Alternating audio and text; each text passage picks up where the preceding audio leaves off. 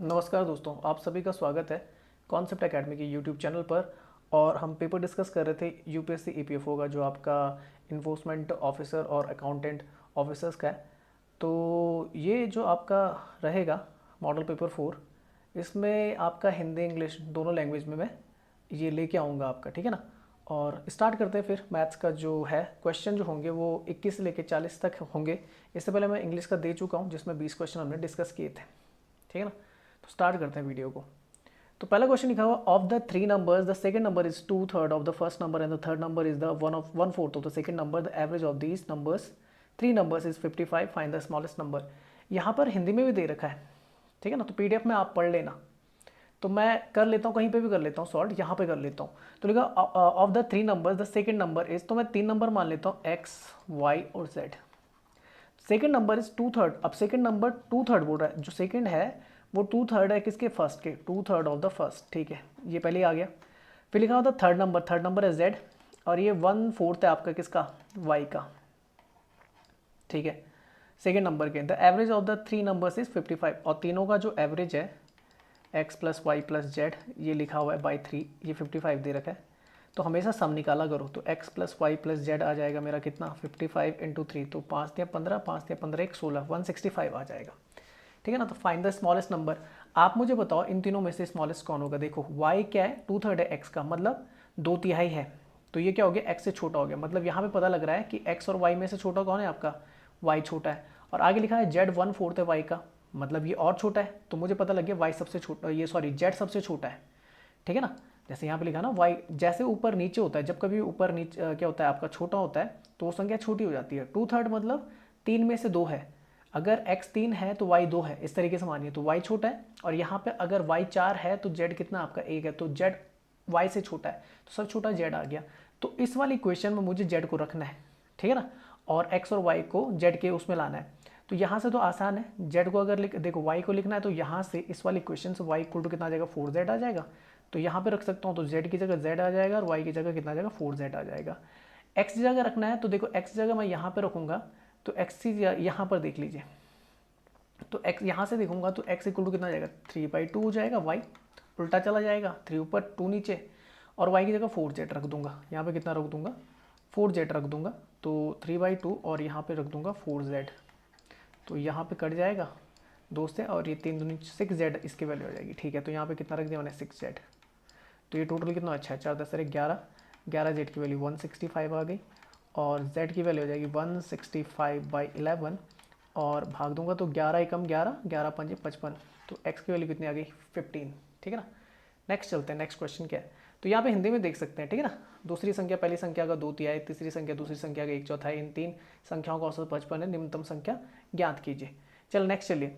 लिखा हुआ the perimeter of the square is half of the perimeter of a rectangle, the perimeter of the square is 40 metre, if its breadth is 2/3 of its length, then what is the area of the rectangle। Hindi में पढ़ेंगे तो वर्ग का परिमाप एक आयत के परिमाप का आधा दे रखा है, वर्ग का परिमाप दे रखा है आपका 40 मीटर, और यदि इसकी चौड़ाई इसकी लंबाई की 2/3 है तो आयत का क्षेत्रफल ज्ञात कीजिए, मीटर स्क्वायर में होगा। तो लिखा वर्ग का परिमाप, वर्ग का परिमाप अगर मैं बोलूँ तो वर्ग का परिमाप अगर होगा तो वर्ग का परिमाप कितना होता है, अगर मैं a मान लूँ, अगर ये वर्ग है और भुजा मान लूँ a, तो चारों भुजाएं कितनी हो जाएंगी a, परिमाप कितना होता है, चारों भुजाओं का योग तो ये हो जाएगा 4a।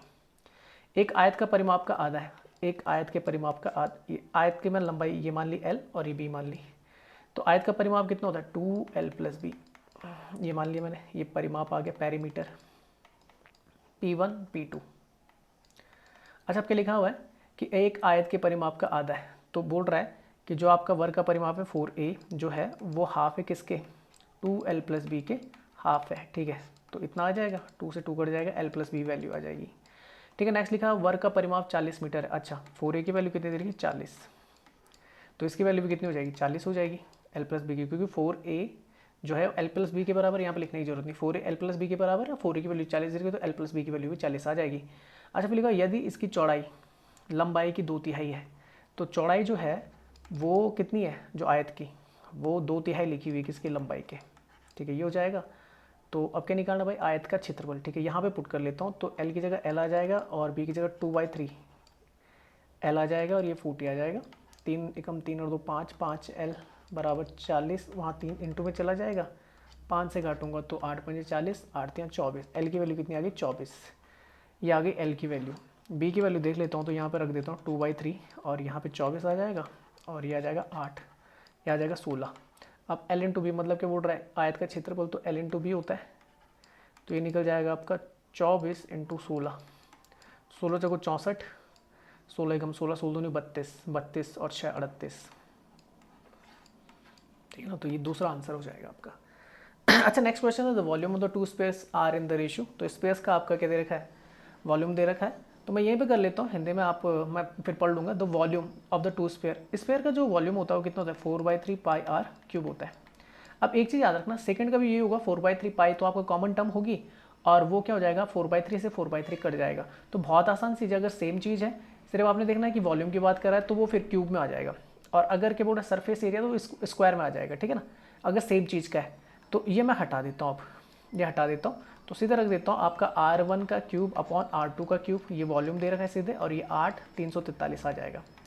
अगर मुझे R1 अपॉन R2 निकालना है तो मुझे वहाँ पे क्यूब रूट करना पड़ेगा। 8 का क्यूब रूट कितना होता है 2, 343 किसका होता है 7 का।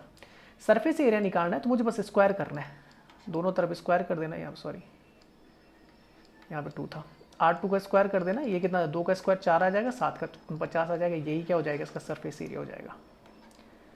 तो यहाँ पे हिंदी में दे रखा दो गोलों का आयतन 8 343 के अनुपात में उनके पृष्ठीय क्षेत्रफल का अनुपात ज्ञात कीजिए। चलो नेक्स्ट चलते हैं। Spherical shaped metal of the radius. अब स्पेरिकल शेप्ड है, स्पेरिकल मतलब गोल है, वो मेटल है 21, उसका रेडियस दे रखा है। रेडियस कितना दे रखा है, रेडियस दे रखा है 21 सेंटीमीटर, ठीक है। मेल्टेड पिघलाया जाता है, तो याद रखिए कि जब पिघलाया जाएगा तो वॉल्यूम आता है, तो वॉल्यूम होता है 4/3 पाई आर क्यूब। तो उस हिसाब से देखेंगे तो 4/3 पाई ऐसे रहने दो, आर की वैल्यू कितनी 21 का क्यूब हो जाएगा, ठीक है, ठीक है ना, और किस में आ जाएगा सेंटीमीटर क्यूब में आ जाएगा। तो ये आ गया, ठीक है। And recast into a cone with diameter of the base. अच्छा अब इसे कोन कर, अब देखो ये तो हो गया स्पेयर का आपका वॉल्यूम। अब जो क्या होता है कोन का वॉल्यूम होता है वो होता है 1/3 पाई आर क्यूब, ठीक है ना, पाई आर क्यूब ये होता है। और मुझे किसकी वैल्यू दे रखी है diameter of the base, diameter of the base दे रखा, हाइट मुझे निकालना है, सॉरी मैंने 1/3 पाई आर स्क्वायर एच होता है ना कोन का, पाई आर स्क्वायर एच ये होता है, ठीक है। तो बेस का दे रखा है, तो बेस दे रखा है, तो मैं क्योंकि डायमीटर दे रखा है 42, तो जो आर होगा वो कितना हो जाएगा 42 तो ये 21 आ जाएगा। तो इसकी वैल्यू कितनी जाएगी 1/3 पाई और आर स्क्वायर मतलब 21 का स्क्वायर, और एच की वैल्यू मुझे निकालनी है, ठीक है ना। अच्छा लिखा स्पेरिकल मेटल, ठीक है ना, ठीक है। What is the height of that, तो कुछ नहीं करना, भाग दे देना है बस, क्या दे देना है भाग दे देना है।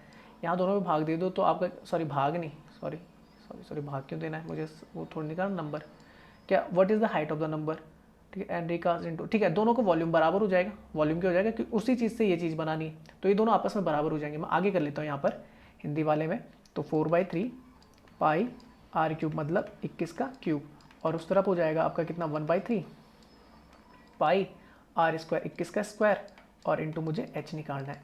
तो 3 से 3 कट जाएगा, पाई से पाई कैंसिल आउट हो जाएगा, और ये 2 21 है, यहाँ से 2 हट जाएंगे तो 21 ही बचेगा, और 21 को 84, ये वैल्यू आ जाएगी किसकी एच की, ठीक है। कहाँ पे ये आंसर आ जाएगा सेंटीमीटर में। नेक्स्ट चलते हैं।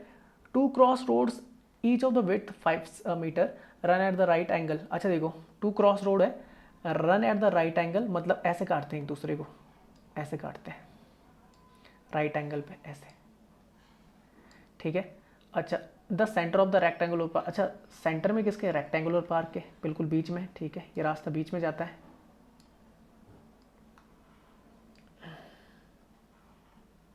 ठीक है, ये बीच में जाता है। अच्छा रेक्टेंगुलर पार्क की जो लंबाई है वो कितनी है, ये यहाँ से लेकर यहाँ तक आपकी कितनी 70 मीटर है, और यहाँ से लेकर यहाँ तक उसकी जो कि 45 मीटर है, और 5 मीटर ये क्या है, अब देखो यहाँ से यहाँ तक की जो चौड़ाई है 5 मीटर है, और यहाँ से यहाँ की चौड़ाई भी कितनी 5 मीटर है। दो तरीके से इस क्वेश्चन को कर सकते हैं, ठीक है ना। और बोल रहा है कि find the cost of the constructing the road at the rate of the 100 पर मीटर स्क्वायर। तो कुछ नहीं करना, मुझे इस रोड का निकालना है। तो एक तो ये काम कर लो, पहली चीज़ कि आप इस आयत से, इस रेक्टेंगल से आप क्या कर दो, इस वाले को माइनस कर दो, जो आपका क्या है इसको छोड़ के, इस रोड को छोड़ के माइनस कर दो, तो भी क्या निकल जाएगा आपका रोड का निकल जाएगा आपका एरिया, और उस हिसाब से आपका क्या निकल जाएगा कॉस्ट निकल जाएगी।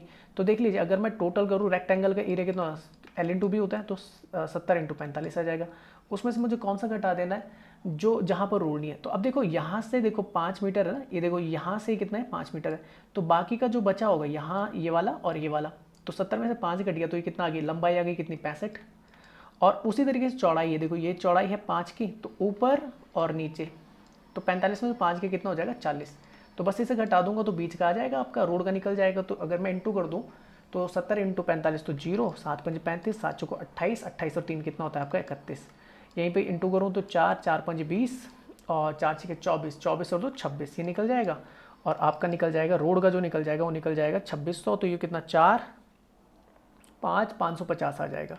तो जो रोड है वो 550 मीटर स्क्वायर उसका क्या क्षेत्रफल है। तो 100 रुपये पर मीटर स्क्वायर के हिसाब से देखेंगे तो कितना रुपये आ जाएगा, 100 रुपये पर मीटर स्क्वायर के हिसाब से देखेंगे तो बस ये रेट आ जाएगा। मीटर स्क्वायर से मीटर स्क्वायर कट जाएगा और इंटू कर देंगे तो ये आ जाएगा 55 और 3 जीरो लग जाएंगे, 55,000 रुपये लग जाएंगे। तो आंसर बन जाएगा आपका कौन सा 55,000।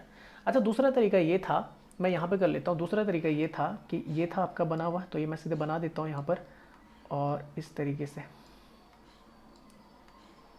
ये कितना था 70, ये कितना था 45 और ये कितना था आपका 5 और ये कितना था आपका 5। तो एक और तरीका था करने का कि आप क्या कर सकते थे, सीधे देखो कि अगर मैं सीधे रोड का निकालता तो ये देखो इस वाले का देखेंगे तो ये लंबाई देखिए, अगर यहाँ से देखो ये चौड़ाई तो कितनी है 5 की है, लंबाई देखेंगे लंबाई कितनी है पूरी 45 है। इस वाले की, इस वाले की देखना है, इस वाले की, इस वाले की देखना केवल, इस वाले की, इस वाले की, इस वाले की, इस वाले में देखना। तो केवल देखेंगे तो चौड़ाई कितनी 5 है और लंबाई देखेंगे तो ये वाली तो है जो सामने वाली है 45, तो ये आ जाएगा 45 इंटू 5। अच्छा अब इस वाले की देखिए, इस वाले में तो लंबाई कितनी है 70 है पूरी और चौड़ाई कितनी है 5, तो ये आ जाएगा आपका प्लस कर देंगे तो ये जाएगा 70 इंटू 5। अब एक चीज़ कॉमन है इनमें, जो ये बीच वाला ना ये 2 बार काउंट हो गया, ये बीच वाला जो एरिया है ये 2 बार काउंट हो गया है, एक इस टाइम पे काउंट हो एक इस बार, तो मुझे एक बार हटाना पड़ेगा। तो एक बार हटाऊंगा तो देखो यहाँ से यहाँ तक की लंबाई 5 है और यहाँ से यहाँ तक की लंबाई 5 है, तो ये स्क्वायर बन गया आपका, तो मुझे हटा देना 5 इंटू 5, बस हो गया क्वेश्चन सॉल्व। 5 5 25, 5 चौको 20 और 2 22, ठीक है ना। और यहाँ पे करेंगे 7 5 35, 350 आ जाएगा और यहाँ पे 25 आ जाएगा। अच्छा 225 में 25 गया 200 और 350 तो 500, देखो 550 फिर से आ गया, इंटू कर देने कितने से 100 से और ये हो जाएगा 55,000। तो 2 तरीके से इस क्वेश्चन को आप सॉल्व कर सकते थे आसानी से। नेक्स्ट चलते हैं, नेक्स्ट क्वेश्चन है square and the rectangle have the equal areas if their perimeters and the P1 and the P2 respectively, then बोल रहा है कि एक वर्ग और एक आयत का समान क्षेत्रफल है, यदि उनके परिमाप क्रमशः P1 और P2 है तो संबंध ज्ञात कीजिए। तो ठीक है, स्क्वायर का अगर मैं बताऊंगा पैरामीटर कितना होता है, अभी बताया था मैंने 4a मान लेता हूँ, और रेक्टेंगल का मान लेता हूँ कितना, रेक्टेंगल 2l + b अभी कराया था ना, इस तरीके से मान लेता हूँ। मान लो कि आपका कोई स्क्वायर है उसकी भुजा क्या a है तो 4a हो जाएगा, और अगर कोई रेक्टेंगल उसकी लंबाई l है और चौड़ाई कितनी b है तो इस तरीके से आ जाएगा।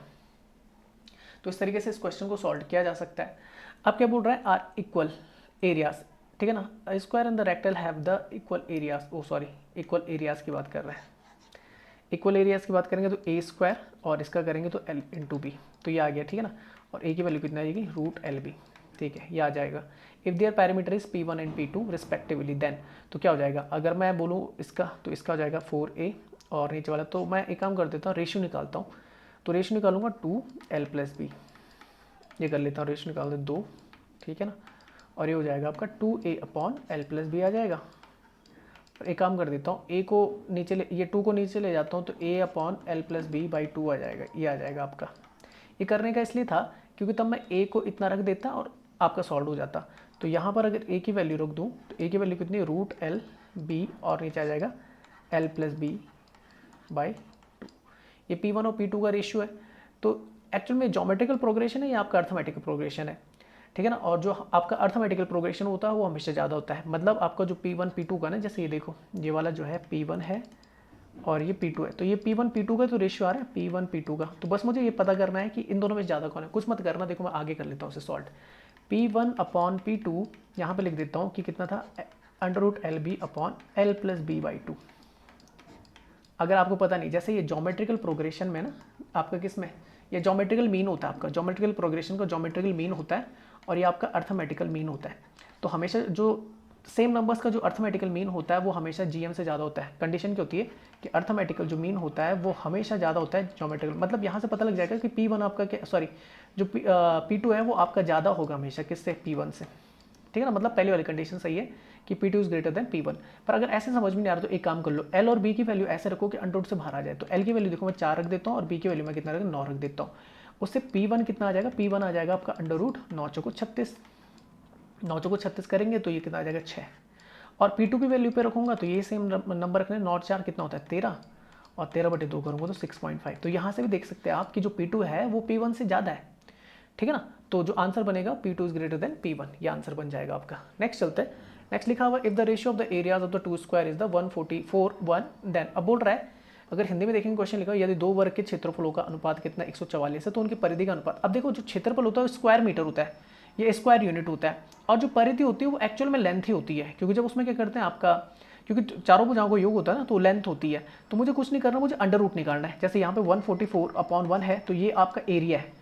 तो अगर मुझे क्या निकालना है, परिधि का निकालना है, या लेंथ का नहीं, या तो बोल देगा लंबाई या चौड़ाई का, तो कुछ नहीं करना, एक ही चीज़ होती है, आपको क्या निकालना होता है, यूनिट निकालनी होती है। यूनिट मतलब ये स्क्वायर है, इसको अंडर रूट में डाल दो। अंडर रूट में डाल देंगे 144 का कितना होता है 12, और एक का एक ही रहता है, तो आंसर हो जाएगा 12:1। नेक्स्ट चलते हैं, नेक्स्ट क्वेश्चन है शिल्पा प्लेस 76 कैंडल्स इन अ रो। तो 76 कैंडल उसने लगाई जी, ऐसे लगाई उसने, पहली, दूसरी, तीसरी, चौथी, इस तरीके से उसने 76 लगाई। Decorate her garden during a festival, the distance between the two adjacent candle is 1/4 metre. इन दोनों के बीच का जो गैप है ना वो 1/4 मीटर है। ठीक है, प्रत्येक का ऐसे चल रहा है, इन दोनों के बीच का गैप भी कितना 1/4 है। Then the distance between the first and the last candle is, तो पहले से लेके लास्ट तक निकालना। अब याद रखना जो काउंट होता है ना वो पहले से नहीं होता, यहाँ से काउंट होती है लंबाई। कभी देखना ना यहाँ पर थोड़ी है लंबाई, लंबाई तो ये वाली पूरी है आपकी, तो हमेशा दूसरे से काउंट होता है हमेशा लंबाई जब देखी जाती है। तो देखो दूसरे से काउंट करेंगे तो दूसरी लंबाई से करेंगे तो टोटल कितनी कैंडल से काउंट करना पड़ेगा, एक कम तक, एक कम तक काउंट करना पड़ेगा। और बीच की क्या आपकी जो बोल सकते हैं बीच की जो डिस्टेंस 1/4 है, इस तरीके से आप टोटल लेंथ निकाल देंगे 76, तो ये हो जाएगा आपका 75 कैंडल्स है, और इंटू 1/4 आप मीटर हिसाब से देखेंगे तो हो जाएगा 74/4, और ये हो जाएगा 4, 4 एकम 4, 35, 4 8 32, 3 और बटे 4, ये आ जाएगी बीच का क्या, इनके बीच का डिस्टेंस, इन 76 कैंडल्स के बीच की डिस्टेंस। तो आंसर बन जाएगा 18 3/4।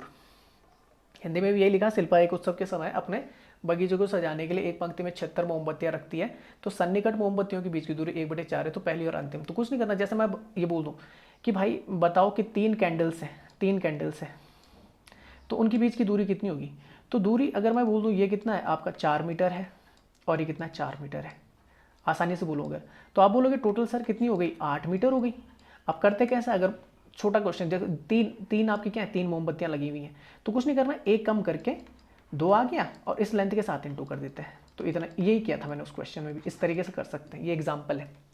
नेक्स्ट चलता है, नेक्स्ट क्वेश्चन लिखा हुआ the numerator of the fraction is 3 more than the denominator when the 5 is added to the numerator and 2 is subtracted from the denominator, the fraction becomes the 8/3 when the original fraction is divided by 5 1/2 the fraction so obtained as. तो लिखा हुआ है भिन्न का अंश हर की तुलना में 3 अधिक है, और जब 5 को अंश में जोड़ा जाता है तो हर से 2 घटाया जाता है तो भिन्न 8/3 हो जाती है। जब मूल भिन्न 5 सही 1/2 से विभाजित की जाती है तो प्राप्त भिन्न किस प्रकार की होगी। तो मैं कहीं पे भी कर लेता हूँ। देखो न्यूमिनेटर मतलब तो ऊपर का, तो बोल रहा है कि न्यूमिनेटर क्या है, जो आपका जो अंश है वो 3 ज़्यादा किससे, आपके हर से, डिनोमिनेटर से। तो हर को मान लो, देखो हर को मान लिया मैंने x, तो वो बोल रहा है ऊपर वाला कितना है 3 ज़्यादा है, तो ये मेरी भिन्न हो गई, ये मेरी मूल भिन्न हो गई। ठीक है ना, ये याद रखना, ये मेरी मूल भिन्न है।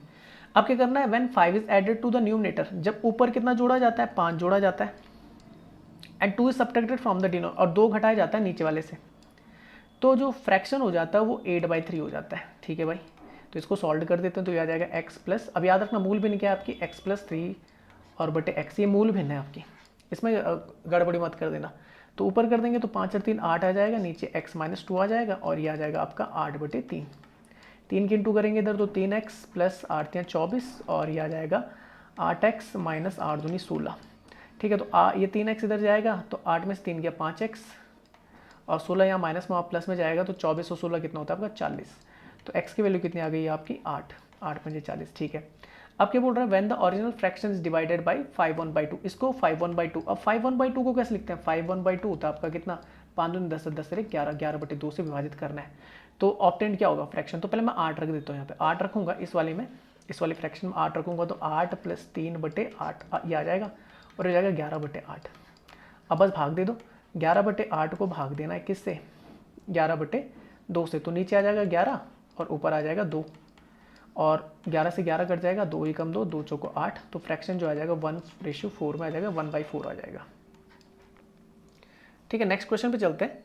If a number is divided bye 899, देखो बोल रहा है कोई संख्या है जो वो 899 से डिवाइड की जाती है, ठीक है ना, तो रिमाइंडर कितना आता है 63 आता है।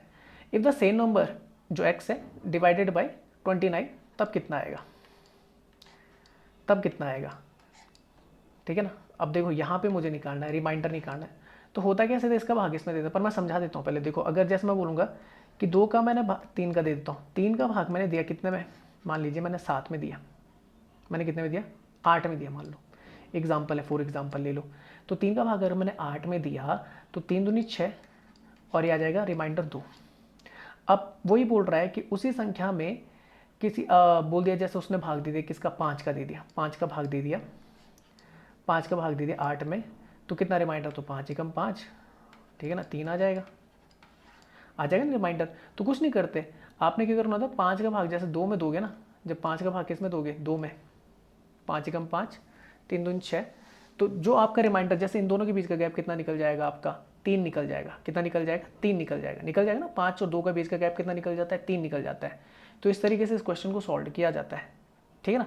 अच्छा सीधा आपने याद रखना है, सीधा आप याद कर लो, क्या सीधे याद कर लो कि जब कभी भी ये संख्या सेम हो, वो भाग किसी का भी दे, तो रिमाइंडर जब निकलता है ना, एक कंडीशन होती है, सॉरी मैंने यहाँ पे गड़बड़ी कर दी थी, तभी बोलो आ क्यों नहीं रहा। इस तरीके से करना था, जैसे मैंने बोला कि एक बड़ी संख्या ले लेता हूँ पहले, मैं ले लेता हूँ यहाँ पे 9 ले लेता हूँ, 9 का भाग दिया मैंने, 9 दूनी 18, ये मान लो कि 21 में दे दिया मैंने, 21 में, तो 9 का पहाड़ा पढ़ूंगा तो 9 दूनी 18, ये कितना बचेगा आपका 3, ठीक है ना, ये आ गया आपका रिमाइंडर।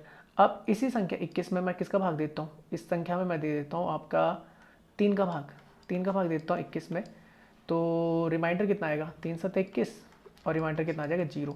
अब यहाँ पे देखना होता क्या है कि इस वाले, देखो पहले तो संख्या आपकी सेम होनी चाहिए, 21 यहाँ पे 21 है मतलब सेम होनी चाहिए, और फिर इसके पहाड़े में ये संख्या आनी चाहिए, मतलब ये दोनों कनेक्टेड होनी चाहिए, ये दोनों। अगर इसके पहाड़े में 899 आता है, जो होगा ही होगा, इस टाइप के क्वेश्चन में ये होता है, 100% चांस है, 1% भी नहीं है बल्कि ऐसा कि नहीं होगा कि इसे भागे नहीं जाएगा, 100% चांस है 3 3 9, ठीक है ना।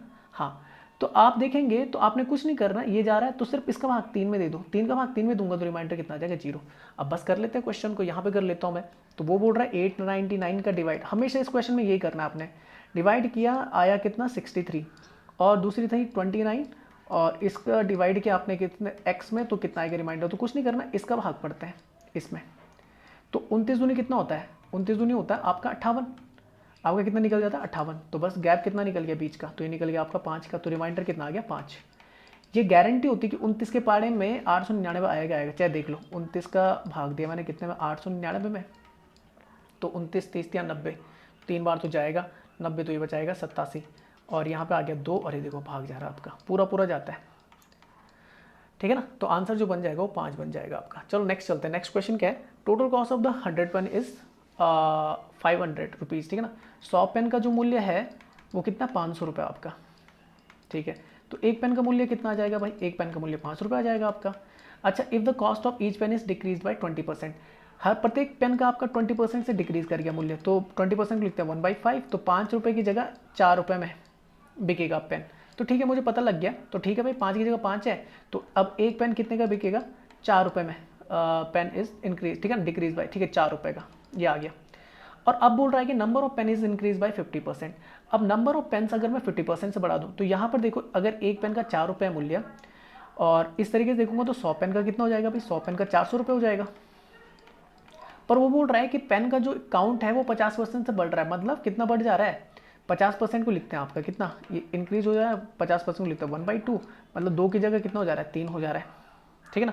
अब 2 की जगह कितना आपका 100 है, मतलब 50 से इंटू करना पड़ेगा, तो 3 की जगह कितना हो जाएगा आपका 50 से इंटू करके 150 आ जाएगा, मतलब 150 पेन का निकालना है, ये तो है। तो 150 पेन का अगर निकालूंगा तो 100 पेन का 400, तो 1500 150 पेनों को कितना हो जाएगा आपका, 15 चौको 60, 600 रुपये आ जाएगा, तो 150 पेन का कितना पड़ा, 600 रुपये पड़ा। अब बोल रहा total cost is increase by, total cost कितने से इंक्रीज हो गई, पहले 500 रुपये दे रहा था भाई, अब कितना दे रहा हूँ, 600 रुपये दे रहा हूँ, तो कितने से इंक्रीज हो गया, 100 रुपये से। ठीक है ना, यहाँ पर भी वही क्वेश्चन लिखा हुआ, आप पढ़ सकते हैं हिंदी में। नेक्स्ट चलते हैं, there are the 10 station on the railway line, 10 station है भाई, 1 2 3 4 5 6 7 8 9 और 10 ये स्टेशन है। What is the number of the different journey tickets that are required for the railway authority, different tickets लेनी है, तो मैं यहाँ से स्टार्ट कर सकता हूँ, या तो इस तरफ जाऊँगा या तो इस तरफ आ सकता हूँ। ठीक है, तो अगर मुझे सिलेक्शन करना है तो देखो 10 में से क्या करना है, मुझे एक से दूसरे में जाना है, तो 10C2 हो जाएगा, 10C2 कॉम्बिनेशन लग जाएगा, और इसका निकल जाएगा आपका 10 फैक्टोरियल अपॉन 8 फैक्टोरियल और 2 फैक्टोरियल, ये निकल जाएगा। 10 फैक्टोरियल से 10 × 9 8 तो कट जाएगा, यहाँ पे 2 आ जाएगा, यहाँ से काटूंगा 5 5 9 45, तो 45 बार इस तरीके जो अथॉरिटीज़ होंगे टिकट कितने ले सकता हूँ, 45 तरीके से ले सकता हूँ यहाँ से यहाँ जाने पे। उसी तरीके से उल्टा होऊंगा तो वो भी कितना हो जाएगा, 45 हो जाएगा, और ये आपका 90 आ जाएगा आंसर। होप कि आपके समझ में आ गया हो। ठीक है ना, नहीं तो एक और तरीका ऐसे करने का, ठीक है ना, एक और तरीके से इस क्वेश्चन को किया जा सकता है, पर मुझे लग रहा है कि यही सही रहेगा, उससे सही रहेगा। ठीक है, हाँ ठीक है, तो कॉम्बिनेशन से भी कर सकते हैं, कॉम्बिनेशन से भी कर लो, कॉम्बिनेशन, और अगर परमुटेशन से करना है तो परमुटेशन से भी कर लो, परमुटेशन से भी आप कर सकते हो इस क्वेश्चन को। परमुटेशन से क्या हो जाएगा, सीधा सॉल्व हो जाएगा। आपका क्या होता है, अरेंजमेंट करना होता है, परमुटेशन क्या होता है, अरेंजमेंट का नाम होता है। तो 10P2 इससे कर लो, और 10P2 को लिखते हैं 10 फैक्टोरियल अपॉन 8 फैक्टोरियल, और ये आ जाएगा आपका 10 × 9, 10 × 9, और सीधा आ जाएगा आपका आंसर कितना, 90।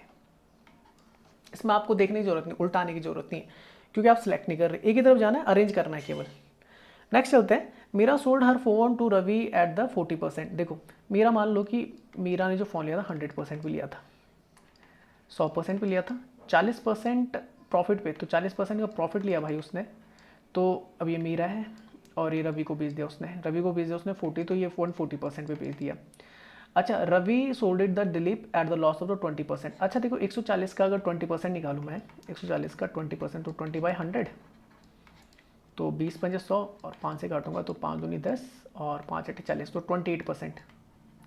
140 का जो कितना होता है आपका 20% होता है, 28% होता है, लॉस पे बेच रहा है किसको, दिलीप को, ये लॉस है, तो 28% घटाऊँ दूंगा तो 112% आ जाएगा। ठीक है, तो दिलीप जो है वो 112% पे ले रहा है, और 112% की वैल्यू दे रखी है, 112% की वैल्यू दे रखी है कितनी, 8,456 रुपये में उसने खरीदा था। तो बोल रहा है मीरा ने कितने रुपये में परचेस किया, तो मीरा ने तो 100% पे किया था, तो 100% की वैल्यू निकाल दूंगा, तो 8,456 बाई 112 और इंटू 100। ठीक है ना, तो 4 से काट देता हूँ, तो 25 चौको 100, 4 से काटता हूँ, 4 दूनी 8 और 4 8 32, 28 हो गया। ठीक है, 4 से काट देता हूँ, 7 चौको 28, 4 से यहाँ पर काटता हूँ, 4 दूनी 8, 4 एकम 4, 4 एकम 4, 4 चौको 16, 7 से काटता हूँ यहाँ पे, तो 7 एकम 7, 7 21 0, 7 दूनी 14, तो मुझे इंटू करनी है 302 × 25, तो 25 दूनी 50 और 25 या 75, तो कितने का खरीदा था, मतलब कितने का था, तो 7550 रुपये का था। ठीक है ना, दूसरा तरीका भी दिखा देता हूँ यहीं पे, सेकंड मेथड दिखा देता हूँ। सेकंड मेथड ये है कि रवि को उसने 40% लाभ पे बेचा है, 40% को लिखते हैं आपका कितना, तो जैसे 20% लिखते हैं 1/5, इसको लिखते हैं 2/5, तो ठीक है उसने प्रॉफिट में बेचा है, तो 5 की चीज़ उसने 2 रुपये का प्रॉफिट लिया तो 7 रुपये में बेच दी, ये हो गया। अच्छा नेक्स्ट क्या लिखा हुआ है, 7 में बेच दी। रवि ने दिलीप को बेचा है, तो कितना भाई 20% है, 20% हानि है, तो 20% 1/5, और 5 की चीज़ उसने कितने बेच दी, 4 में बेच दी। तो इस तरीके से कर सकते हैं। तो पहली बार कितना जा रहा है, 5 से 7 जा रहा है, दूसरी बार आपका 5 से 4 पे जा रहा है। तो जो इधर वाला आएगा वो किसका आ जाएगा, मीरा का आ जाएगा शुरुआत वाला, जो लास्ट वाला है वो किसका आ जाएगा, दिलीप का आ जाएगा।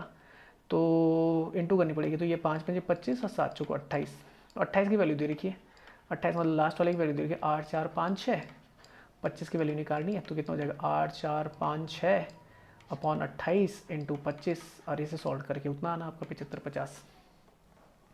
नेक्स्ट चलते हैं, नेक्स्ट क्वेश्चन लिखा, Sulogna purchased a bicycle for ₹5954, he had paid the VAT at the, अच्छा वैल्यू एडेड टैक्स 14.5% उसने दिया उसके अंदर, तो लिस्ट प्राइस कितनी हो जाएगी बाइसाइकिल की, तो ठीक है भाई 14.5% वैट दिया, तो टोटल कॉस्ट कितनी आ गई, 114.5% की वैल्यू आ गई आपकी कितनी, 5,900 ₹54।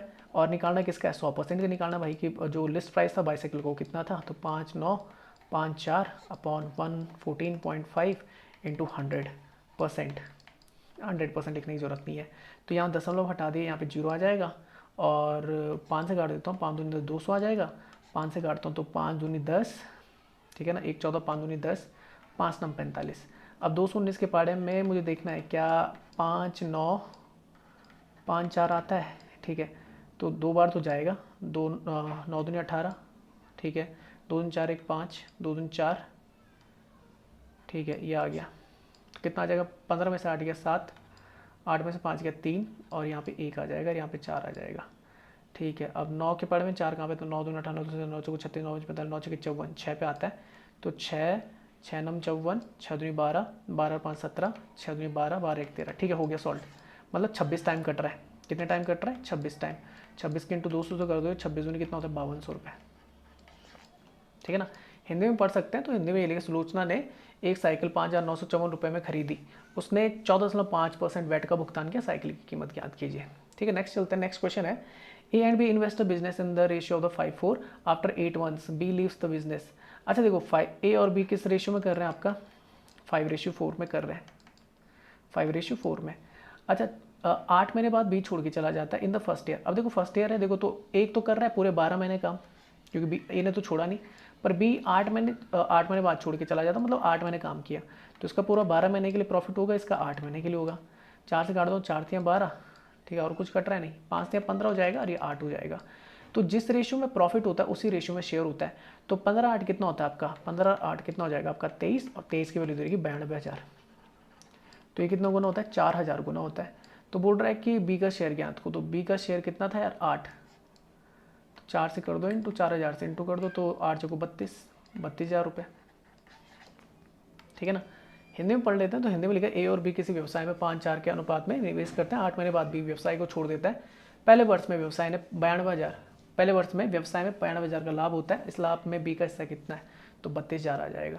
नेक्स्ट चलते हैं, after discount of the 30% an article sold at the ₹3563। बोल रहा है कि जब डिस्काउंट दिया जाता है 30% का, तो 3,563 रुपये में बेच दिया जाता है। मार्क प्राइस निकालो। अब देखो 30% का डिस्काउंट है, 30% लिखते हैं, तो देखो 10% लिखते हैं आपका 1/10, इसे लिखते हैं 3/10। डिस्काउंट है तो 10 की चीज़ कितने में बिक जाएगी, 10 की चीज़ में 3 का डिस्काउंट है तो 7 में बिक जाएगी।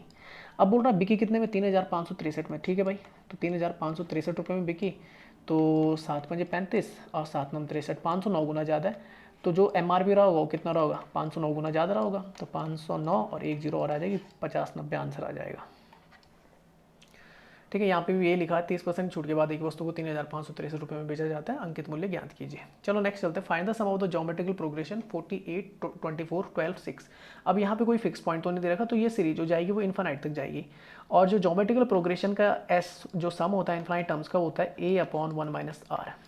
ए जहाँ पे क्या होता है, ये फर्स्ट टर्म होता है, मतलब पहला पद होता है, और आर क्या होता है आपका, ये कॉमन रेशियो होता है। कॉमन रेशियो मतलब सर्वानुपात। फर्स्ट टर्म जैसे बोलते हैं आपका क्या, प्रथम पद, और कॉमन रेशियो मतलब होता है सर्वानुपात। सर्वानुपात। तो देखो अगर मैं अनुपात देखूंगा तो 48 से 24 पे आना, तो डिवाइड बाई 2 हो रहा है, तो 1/2 आ रहा है। फिर देखो फिर आधा हो रहा है, तो 1/2 आ जाएगा। तो आर की वैल्यू तो मुझे पता लग गई 1/2 है, और ए की वैल्यू मुझे पता है कितनी है, 48 है। रख लो, एस इनफाइनाइट इक्वल टू कितना हो जाएगा 48, और नीचे हो जाएगा 1 - 1/2, तो ये हो जाएगा 48, 2 तो ऊपर चला जाएगा, 2 एकम 2/1, ये आ जाएगा 48 होने कितना होता है आपका 96। तो ये आंसर आ जाएगा आपका 37 का आंसर कितना हो जाएगा आपका 96 हो जाएगा, ठीक है ना। नेक्स्ट चलते हैं, तो यहाँ पे वो लिखा गुणोत्तर श्रेणी का योग ज्ञात कीजिए 48 24। तो याद रखना अगर लास्ट में कुछ नहीं दे रहेगा तो इन्फानाइट सीरीज तक जा रही है। नेक्स्ट चलते हैं, average of the 5 consecutive number is 26। बोल रहा है कि 5 क्रमागत जो आपकी संख्या उनका जो है वो औसत कितना है 26 है। पहली और पांचवी संख्या के योग निकालिए। तो कुछ मत करना, देखो 5 संख्या है ना, तो औसत अगर 26 है तो 26 बीच में आ जाएगा, तो 2 इस तरफ होंगे, 2 इस तरफ हो गए, हाँ हो गई 5। तो 26 के बाद बिल्कुल करवा, उसके बाद क्या थी 27 और फिर 28 आता है, यहाँ पे आ जाएगा आपका 25 और यहाँ पे आ जाएगा 24। तो बोल रहा है पहली और पांचवी संख्या का योग ज्ञात कीजिए। तो अगर आप इन दोनों का योग निकालेंगे तो 28 और 24 कितना होता है आपका, तो 8 4 12, और ये आ जाएगा 52। वैसे इसे सॉल्व करने का तरीका ये याद रखना कि अगर औसत 26 है ना, तो पहली और पांचवी संख्या का भी क्या होगा, जो औसत होगा वो भी 26 ही होगा इन दोनों का, ठीक है ना। 28 और 24 का अगर आप औसत निकालेंगे 26 ही होगा, और अगर दूसरी और चौथी का निकालेंगे तो भी 26 होगा। तो अगर वो योग नहीं करने के लिए पुलिस थी तो इसका डबल कर देना, इसका क्या कर देना, डबल कर देना। आसान तरीका बता रहा हूँ। चलो नेक्स्ट चलते हैं। नेक्स्ट क्वेश्चन है, a police man is 102 metre behind the thief. एक जो आपका पुलिस अधिकारी है, मैं यहाँ पे देख लेता हूँ, लिखा हुआ है the police man the cover the 27 metres and thief cover the 21 metre in a minute, then after how many minutes a police man catches the thief. अब देखो यहाँ पे लिखा हुआ है एक पुलिस चोर से कितना है 100, ठीक है, पुलिस वाला जो है और जो आपका कौन है, थीफ है, जो आपका चोर है, उन दोनों के बीच में गैप कितना है, 102 मीटर का है। पुलिस 1 मिनट में 27 मीटर चलती है, जबकि चोर एक तो पकड़ लेगा, क्योंकि पुलिस 1 मिनट में 27 मीटर चल रही है, चोर 1 मिनट में 21 चल रहा है, तो कहीं ना कहीं पे पकड़ लेगा। तो इसकी जो स्पीड है वो कितनी है, 27 मीटर है पर मिनट, और इसकी जो है वो है 21 मीटर पर मिनट। तो देखो अगर सेम डायरेक्शन है, क्योंकि इस तरफ भागेगा ये भी इसी तरफ भागेगा, तो सेम डायरेक्शन में आपका हमेशा क्या होता है, सेम डायरेक्शन में आपको जैसे पता होगा स्पीड घट के आती है। तो स्पीड घट के आएगी तो इन दोनों के बीच का गैप निकाल दूंगा, गैप कितना निकल जाएगा आपका 6 मीटर पर मिनट के हिसाब से। अब पुलिस वाला इस दूरी को क्या कर देगा, आपका चल जाएगा। तो भाई कितने मिनट लगाएगा, तो टाइम इक्वल टू के तो आपका स्पीड इंटू डिस्टेंस होता है, तो 102 metre upon 6 metre per minute हो जाएगा, और ये निकल जाएगा आपका मीटर से मीटर, मिनट ऊपर चल जाएगा, 6 से काटूंगा तो 6 कम 6 7 के 42, तो यह आ जाएगा आपका कितना, 17 मीटर आंसर, सॉरी 17 मिनट में पकड़ लेगा। नेक्स्ट चलते हैं, 2 men and the 3 boys can do a piece of work in the 10 days while the 3 men and the 2 boys can do the same work in the 8 days. In how many days can 2 men and the 1 boy do the work? बोल रहा है कि 2 आदमी और 3, तो देखो 2 आदमी है, 2 आदमी, मैं इस तरीके से लिखता हूँ, 2 आदमी और 3 लड़के हैं, ठीक है ना, बॉयज़। ये कितने दिन में काम खत्म कर देते हैं भाई, 10 दिन में कर देते हैं। और इसी काम को 3 आदमी और 2 लड़के कितने दिन में करते हैं, 8 दिन में, ठीक है। तो इसको एक बार दोबारा, मैंने बोला एक बार दोबारा से लिख लो ताकि कन्फ्यूज़न ना हो, क्योंकि टोटल वर्क होता है आपका, कुल कार्य।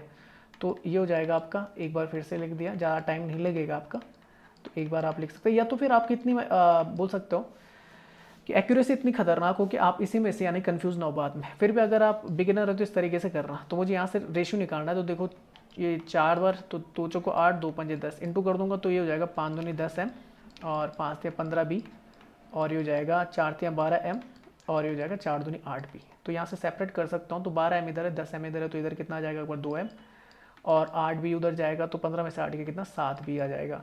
तो मैन अपॉन बॉयज़ का जो रेशियो आ जाएगा वो कितना आ जाएगा, 7/2। तो यही आपने काम मान लेना है, 7 यूनिट एक आदमी काम करता है, एक बच्चा 2 यूनिट काम करता है। इसको आप यहाँ पे पुट कर दो टोटल वर्क में, तो टोटल वर्क जो हो जाएगा कहीं पे भी, यहाँ पे कर दो चाहे इस वाले में कर दो, किसी भी कर दो, मैं पहले वाले में कर देता हूँ। तो मैन के हिसाब से 2 के हिसाब से तो 7 दूनी 14 हो जाएगा, और 3 बच्चों के हिसाब से तो 3 दूनी 6, और 10 दिन करेंगे तो ये काम हो जाएगा। तो 14 और 6 कितना होता है आपका, 20 × 10, तो कितना हो जाएगा, 200 यूनिट काम, ठीक है ना। तो मैं आगे कर लेता हूँ, तो सॉरी मैं पीछे की तरफ कर लेता हूँ, यहाँ पे कर लूँ, ठीक है, यहीं पे कर लेता हूँ। देखो तो 200 यूनिट काम करना है, कितना यूनिट काम करना है, 200 यूनिट काम करना है। किसने करना है भाई, how many days can 2 man. तो अब देखो जो मैन था वो कितने के हिसाब से कर रहा था, 7 के हिसाब से कर रहा था, बच्चा के हिसाब से कर रहा था 2 के हिसाब से, 2 आदमी है तो 7 दूनी 14, एक बच्चा है तो 2 के हिसाब से, तो 200/16, और यहाँ से काटूंगा तो 16 एकम 16, 4 40, 16 दूनी 32, 8 और 16 पंजे 80, तो कितने दिन लगा लेगा, 12.5 डेज। ये आंसर आ गया। तो ये हो गया आपके सारे क्वेश्चन यहाँ पे सॉल्व। 20 के 20 क्वेश्चन थे, तो ये सॉल्व हो चुके हैं। मैंने हिंदी इंग्लिश दोनों में कोशिश की है कि आपको समझा पाऊँ।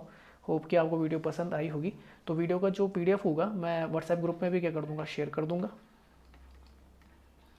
और टेलीग्राम ग्रुप में भी क्या कर दूँगा, PDF आपका शेयर कर दिया जाएगा।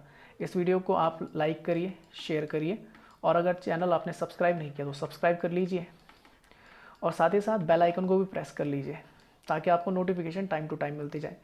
इस वीडियो का लिंक जो है मैं फेसबुक पे भी शेयर कर लेता हूँ, तो आप हमें फेसबुक पे भी, इसी नाम से हमारा चैनल है, तो वहाँ पे भी हमें लाइक कर सकते हैं, इंस्टाग्राम पर भी आप हमें फॉलो कर सकते हैं।